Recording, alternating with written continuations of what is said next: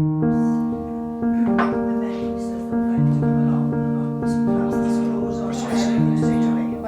mae feio, mam a fi ma fel criw coda ni heddi i gwrdd â Mick a Colleen o Carmarthen Domestic Abuse Service, CYDAS yn fyr. Maen nhw wedi bod yn egluro i ni nawr ynglyn â y problemau sydd gyda lot o bobl yn yr ardal o ran domestic abuse a violence, a'r cymorth maen nhw'n rhoi i gymaint o bobl yn fenwod dynion a phlant, a'r angen sydd i gael yma yn Sir Gaerfyrddin. Byddwn ni falle ddim yn sylweddoli bod yr angen. A felly ni fel coda ni wedi penderfynu bod ni am gefnogi yr elusen hon am y flwyddyn nesaf o leia, a'n gobeithio codi arian i helpu nhw, achos mae lot o grantiau nhw arfer cael wedi torri. So mae rhoddion yn hyn o fwy bwysig yn nhw nawr. Carmarthen Domestic Abuse Services, formerly Carmarthen Women's Aid, provide domestic abuse services, specialist specific domestic abuse services in a local capacity here from Queen Street. For anybody who's a sufferer or a victim of domestic abuse, can come to the drop-in, or they're often referred in from other agencies to us as well. We offer, the drop-in service, the counselling service, floating support service. We have a Men2 project, we have a vintage project, and we can offer refuge as well to victims of domestic abuse, in amongst a number of holistic and organic services here at Queen Street. People that come into the service, wide-ranging needs. They can be suffered long-term domestic abuse. There can be a trigger point for somebody at the point that they need to leave to come into refuge.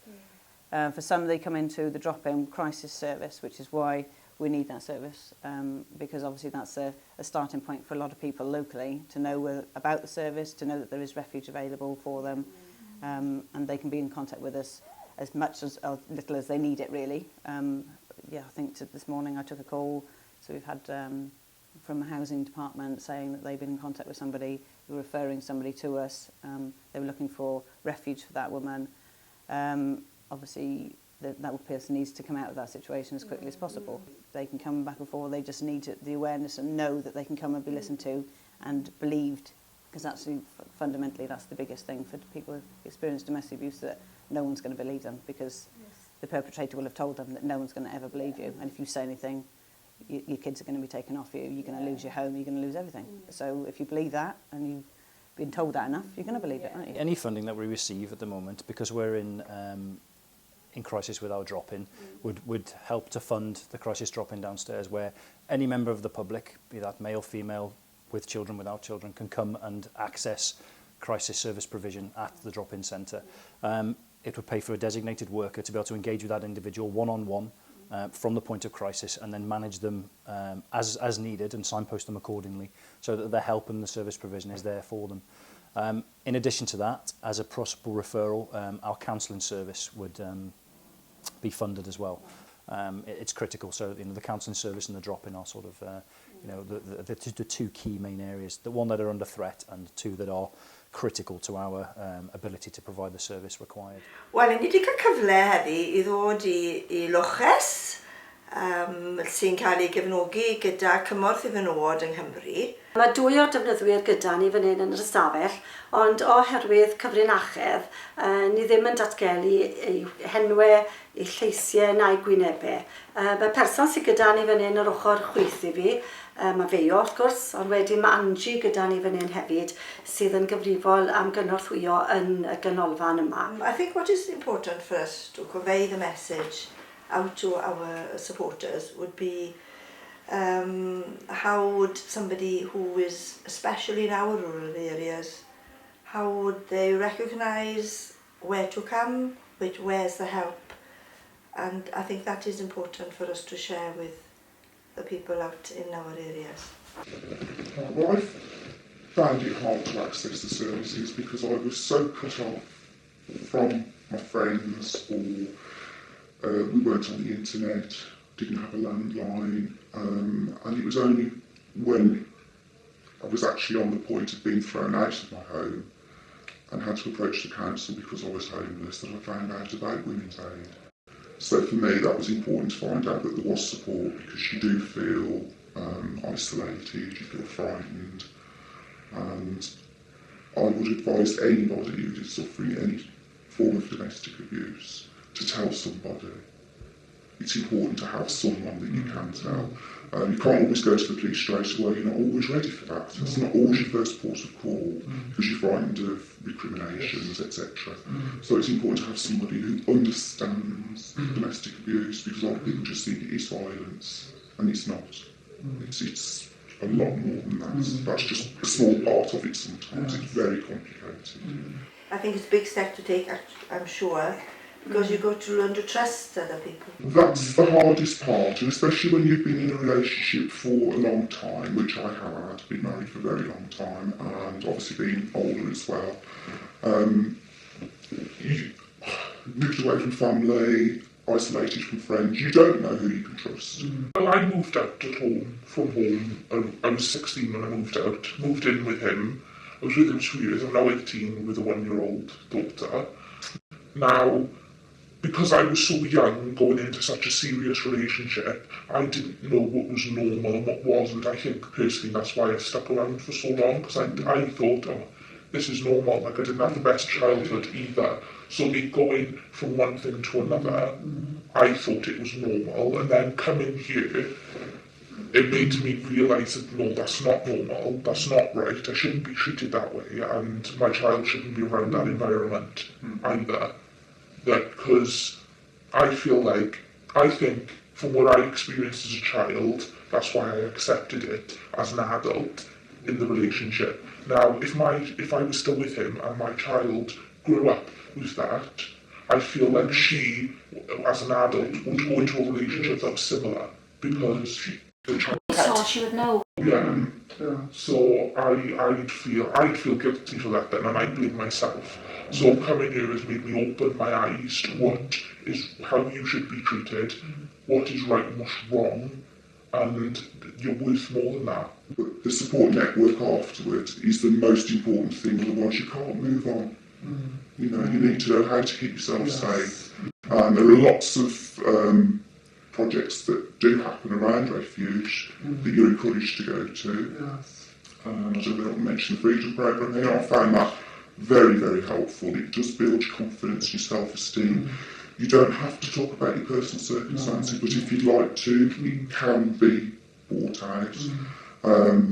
You discover different aspects of your partner's behaviour that maybe you hadn't realised were controlling, because it's small things sometimes, and they build on and on and on to it until it becomes the whole of their personality in the end is controlling. But it's small things that build up over years, and then you're made aware that that's actually not right. You shouldn't be treated like that. You have the right to have a life, you know, to have friends, and to feel safe in your own home. Which At first, I didn't consider myself to be a victim of domestic abuse. I just thought, in a way, even though my social worker and the support workers here were purely there just to support me and make sure that me and my child were safe and not at risk, the longer I was here, the more I came to terms with, and the more I felt was real that I was a victim of domestic abuse. It was emotionally, mentally, do you know what I mean? And there's so many varieties, if you will, of domestic abuse. As the First Lady mentioned, that it's not just physical abuse, it comes in many shapes and sizes. And I think the most important thing is to actually realise that that's, identify, that's the word, like identify what you're going through really. But the first few weeks are very difficult. You feel out of place, it's emotional, draining, I'd say as well. But the longer you're here, the more you seem to realise that you are here, you're in a safe place, you get the support and help that you need. I think for me, having worked for the service for 7 years, for me financial abuse is a big one. You know, not allowing you to have your own money, and taking access of your bank account, taking access of your Facebook account, hacking your email, just knowing every single thing you're doing. I think the emotional, when there's children involved, And I do believe women do stay for a long time with young children, believing they're doing it for the right reasons, and often when they are out of the relationship then feel so guilty. But I think every woman has to do it in her time, and the time is right for her. It's not for us to make that decision for the woman. It's her choice, it's her life. And again, for us, child protection is paramount, and we do encourage young women like we've got here to obviously see what that relationship is doing, and obviously you come at the right end, you've seen for yourself. Decision, oh, definitely. Like I feel like I felt guilty because growing, like even though I was only there for 2 years, growing up without a father myself, I didn't want that for my child, and I felt guilty because I did want to leave on several occasions. I felt like where I couldn't do it anymore, but I stuck around for the sake of my child because I didn't want her growing up without a father. But then coming here, I seem to come to terms with she's better off without a father like that. She's better off on her own with just me than having a father like that. But it's not always well, because in my experience, I stayed in my relationship for so long. For the first 7 years, it was a physically violent relationship, and the children were included in that, unfortunately, and they've never forgotten it. They've grown up with children of their own now, but it has left the mental scars, and obviously seen their mother being abused as well. I find that's probably the most difficult thing now, is the guilt, really, because I know that it's affected how my children have grown up. But at the time, I was threatened that if I did leave with the children, that I would be hunted down and they would be shot in front of me, and then I would be shot as well. And I have had a shotgun pointed in my face by my husband. So it's the fear of, even if you do leave, will you be safe? Because you know you're going to be hunted for, and they're going to make sure that you never live to tell the tale. You're never going to get away from me unless it's in a body bag.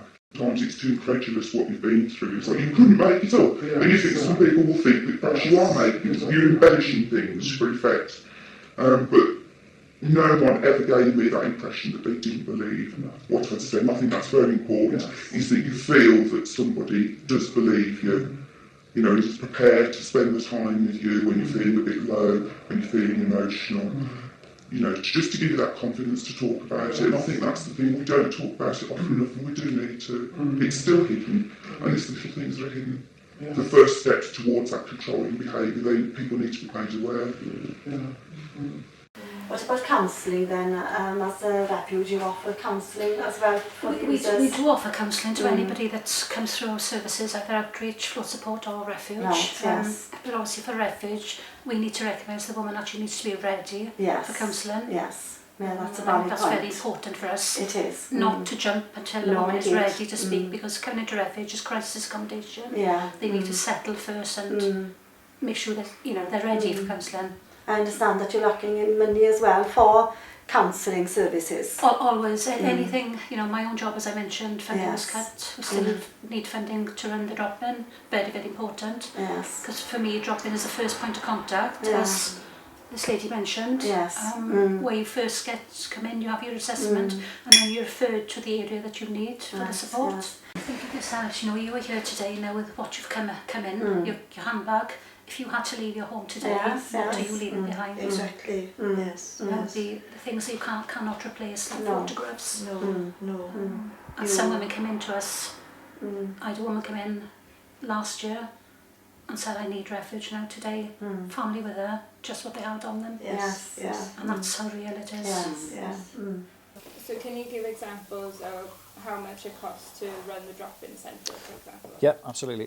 Well, currently the drop-in is open. Because of the sort of strangulation of funding, we're only able to open the drop-in at the moment between 10 and 1. So it's that period of time. But, for a sum of £70 a day, we could open the drop-in all day long and be able to provide that provision, from 9 until 5. Again, just opening up that ability to help the service users that come to the door. Funding is being cut from government, and obviously it rolls downhill. So streams of funding that we've been reliant on over the last sort of 5-10 years have all of a sudden just dried up. And with the best will in the world, you know, we put the applications in, we articulate the request as we've always have done, but we were unsuccessful, and we have been on a number of occasions now with some, you know, streams that we relied upon. So yeah, we're in need of some new and sort of innovative ways of raising money for that, because the service is critical, and without it, you know, ultimately the service users are the ones that suffer. And yeah, we're just trying to maintain that provision at all costs at the moment. Os fyddech chi'n meddwl bod chi'n nabod rhywun neu bod chi'ch hunan angen y cymorth mae'r cydas yn gallu rhoi, mae'r canolfan drop-in fan hyn yn 5-6 yr stryd y Frenhines yn Gaerfyrddin, sef Queen Street. Maen nhw ar agor bob dydd o 10 tan 1 o gloch.